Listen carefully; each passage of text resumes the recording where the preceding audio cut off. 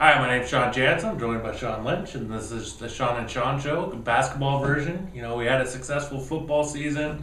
We had a lot of fun. Merced High winning the CCC title, Grand winning another section title, Hillmar getting to the section title game with Central Catholic. But now it's kind of time to turn the page and turn our attention to basketball. Yeah, we're going indoor. Early on, you couldn't tell by how cold it is in this room as we're filming this right now. And he still goes with shorts. See my breath. Initially it looks like it could be two very competitive CCC seasons, both the boys and the girls. Some decent records in the non-conference for both of them. Mm-hmm. Yeah, I think our strength is going to be, as far as contending for league titles, is going to be in our CCC leagues. I think once you get to the lower levels, there's some powerhouse teams that are not necessarily in Merced County. Right. But I think Golden Valley, I think they're going to be the favorite going into the CCC boys, and I think Buhack Colony is the favorite going into the girls. I think they're both two-time defending champs, so we're really going out on a limb there with that one. Yeah. We got Golden Valley's Christian Carroll and Stillahn stopping by to talk about their big matchup. CCC boys get underway on Friday night. The girls won't get started until next week. The other leagues are kind of already in play. All right, we're joined by Golden Valley's Christian Carroll here on the left and Stillahn here. 2 3-year starters or 3-year players for Golden Valley. Talk about the start you guys are on. You guys are what, 10-3? 11-3 right now. 11-3, getting ready for league. How much were you looking forward to this season after the tough loss in the playoffs to Bethel last year, Christian? Well, the loss to Bethel was a huge disappointment. We win that and we go to Arco, and that was our goal last year, and it's our goal this year. So coming into this year, we wanted to be even better than we were, and Coach Hunter always tried to press on us, improve, don't stay where you were last year, improve from where you were last year. So that's what we've been trying to do. There was a couple things you guys emphasized in the offseason, rebounding, not turning the ball over. I think, I asked Coach Hunter right away when I watched you guys play against Madera South, how many turnovers did you have against Bethel? And right away he's like 24. He knew the number right off the top of his head. How much was that a focus, taking care of the ball this year?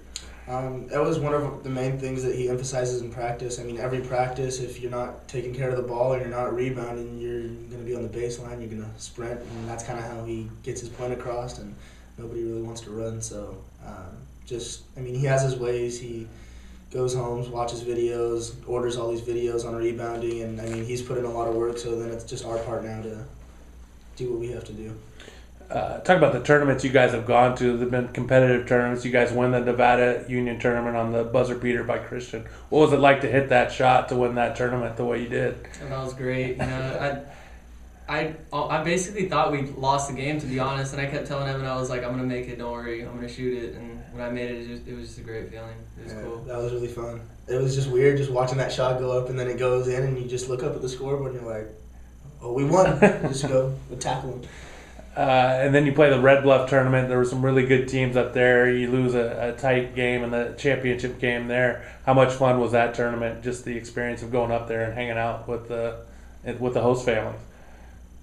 You want to take it away or want me to? Go ahead.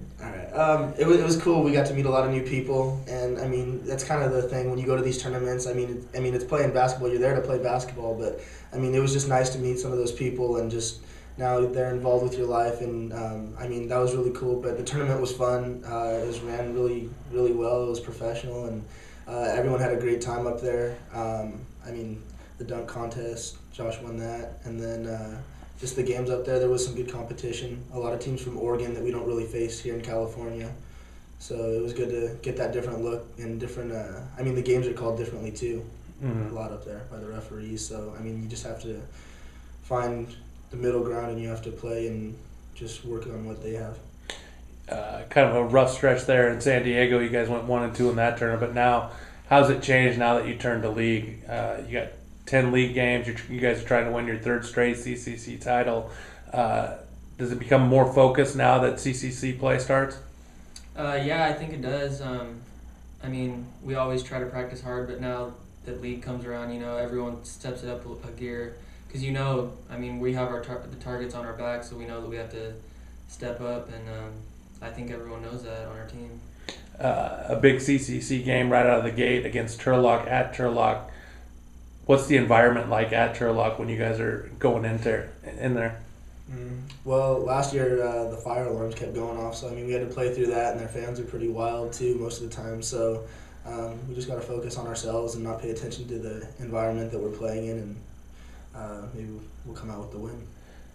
Talk about the experience that you guys have. I mean, you guys got a lot of guys coming back. I mean, you two, Josh Sykes, you guys have been together a long time. Playing together for all the games that you guys had during the summer growing up, how does that help? How does that work to your guys' advantage?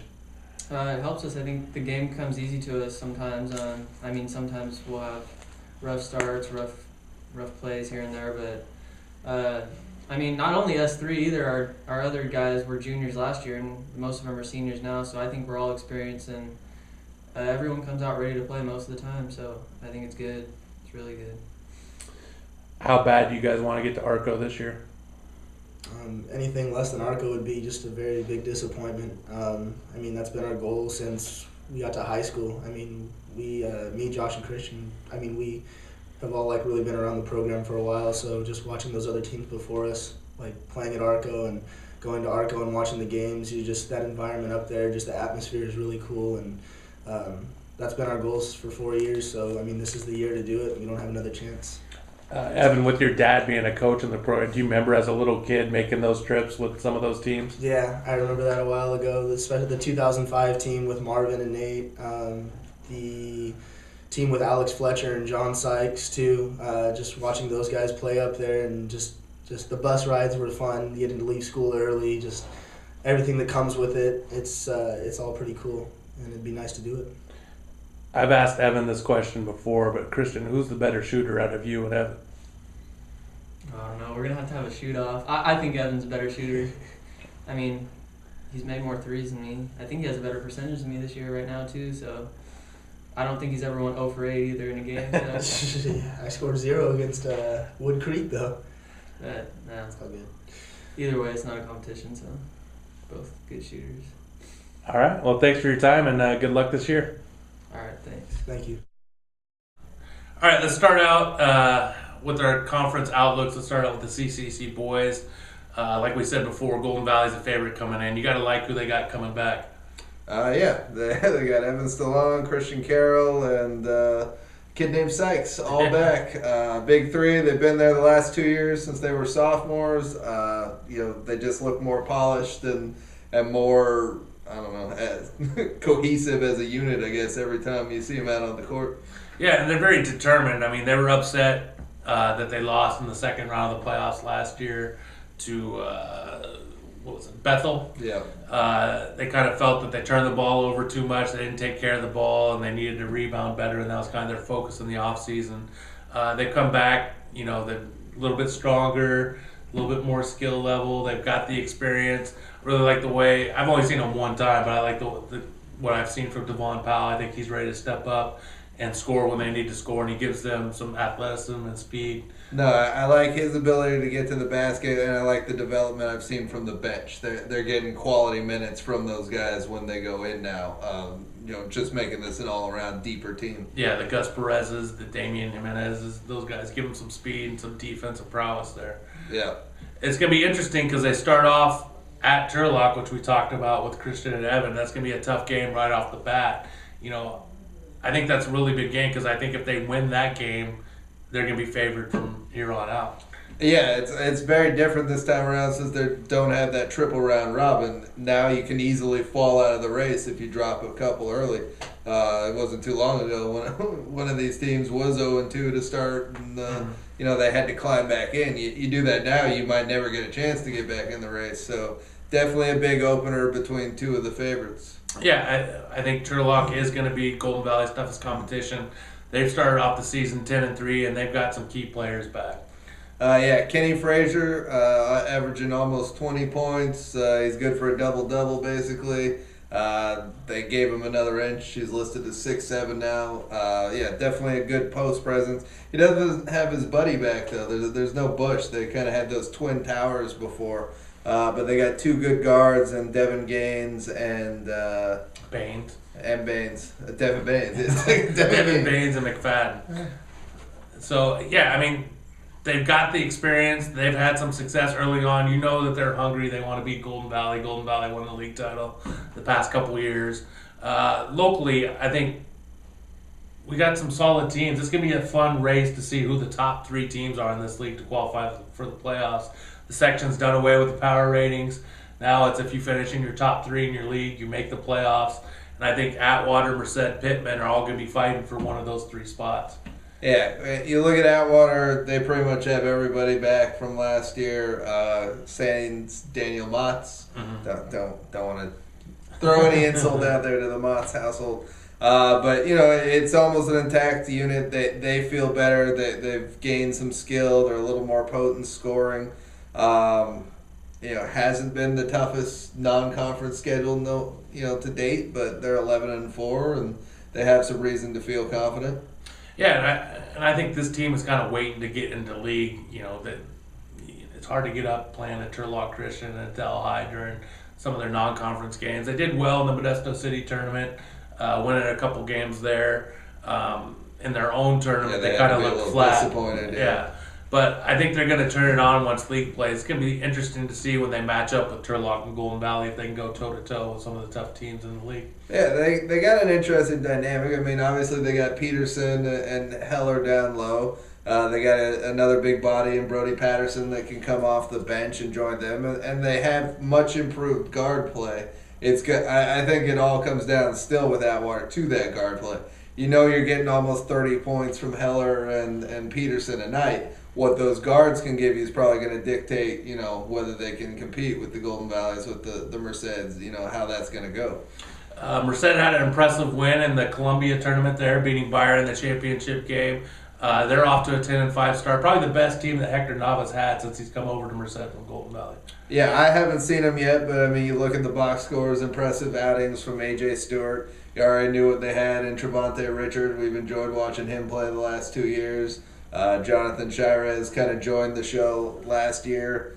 Solid guys, and Nick Camper, Jermon Cook, giving them a big body in there. And I like their freshman, Alonzo Gilliam. I think he's going to be he looks good for a freshman, and he's he looks like he belongs on the varsity level. Watching him play, just the game that I saw them play. Yeah, it sounds like it's more of a basketball team for Merced this time around. The last few years they've had excellent athletes that could play basketball but weren't necessarily basketball players. So it sounds like they're ready to compete and maybe push for a playoff spot. Yeah, I think one of the surprising teams, you look at Pittman's record, they're 9-4, so they could possibly be in the mix after a down year last year. We haven't seen them play, so it'll be interesting to see because their non-conference schedule wasn't very strong. Buac Colony, you lose 10 seniors from last year's team. They knew they were going to be down a rebuilding year, but they still have some nice pieces in Caden Verdon, John Zaragoza, Tyler Freitas can hit the outside shot. They're off to a 3-10 start as we're taping this on Monday. They're going to play another tough game tomorrow against Central from Fresno.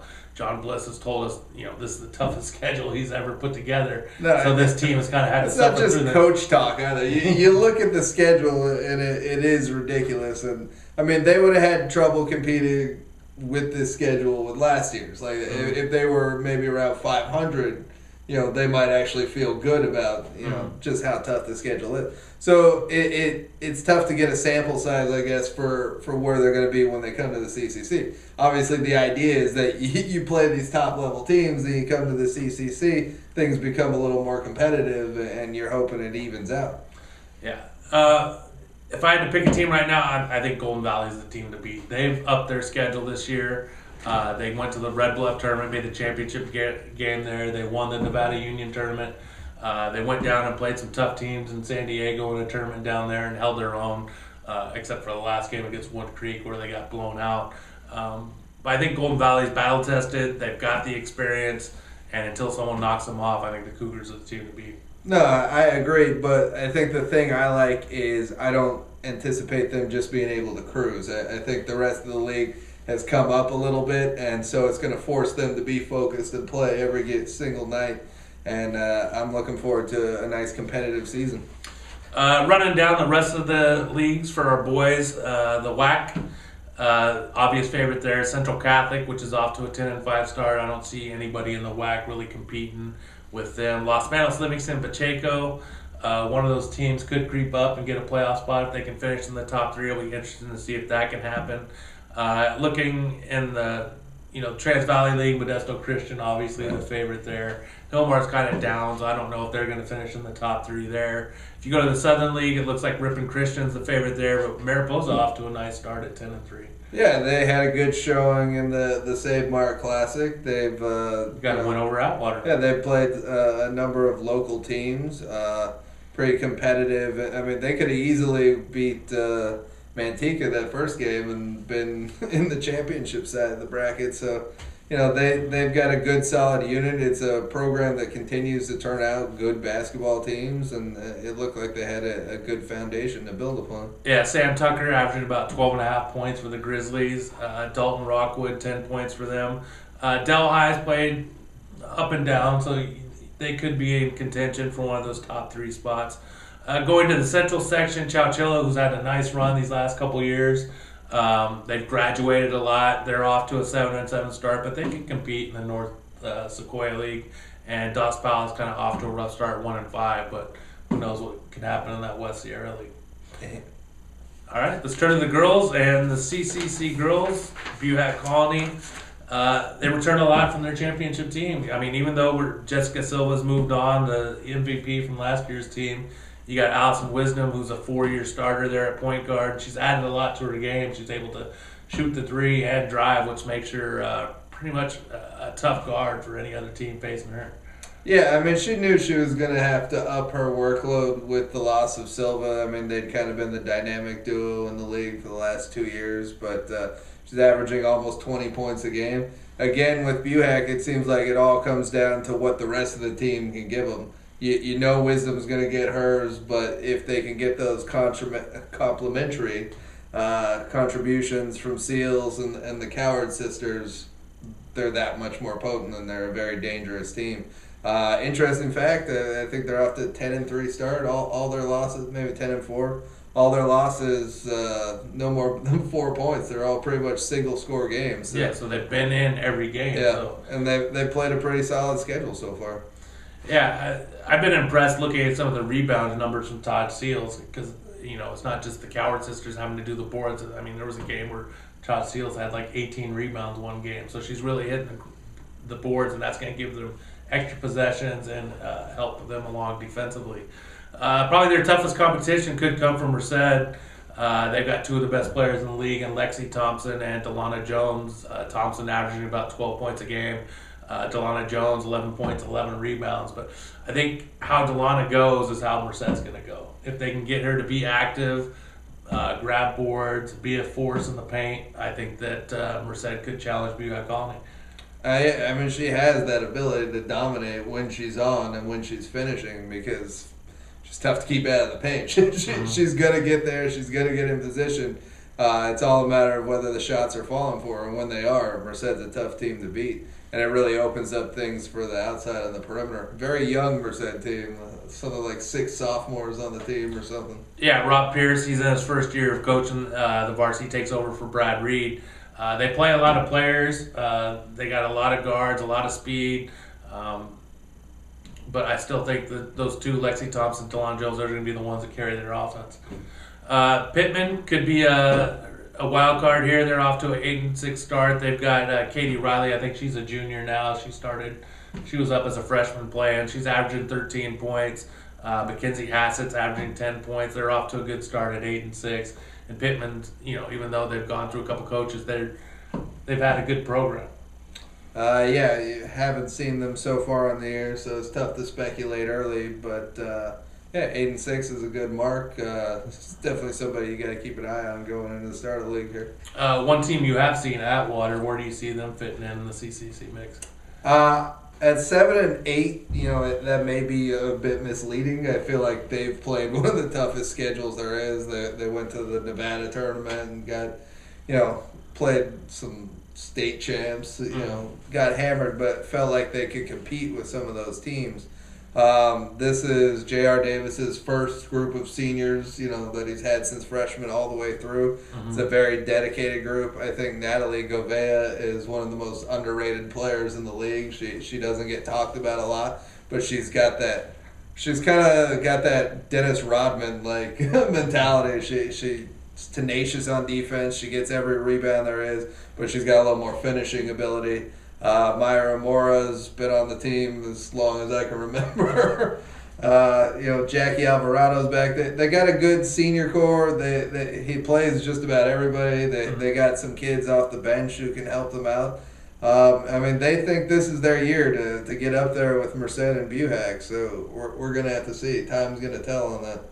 How about Golden Valley coming into league at 7-7? They've kind of been at the cellar the past couple of years. They've been down on some talent level, but they go and they win the Robert Louis Stevenson tournament and go 3-0 in that tournament. They had a rough spell in San Diego, but this Golden Valley team's scoring some points. Camille Flores has had a couple 20-point games here and there. She's hitting a lot of three-pointers. Marissa Cervantes has been big inside. The Cougar team, they're going to have more confidence than they've had in recent years. No, I think that's the big thing, that they're getting a little more contribution across the board. Flores has kind of been their go-to scorer for the last few years.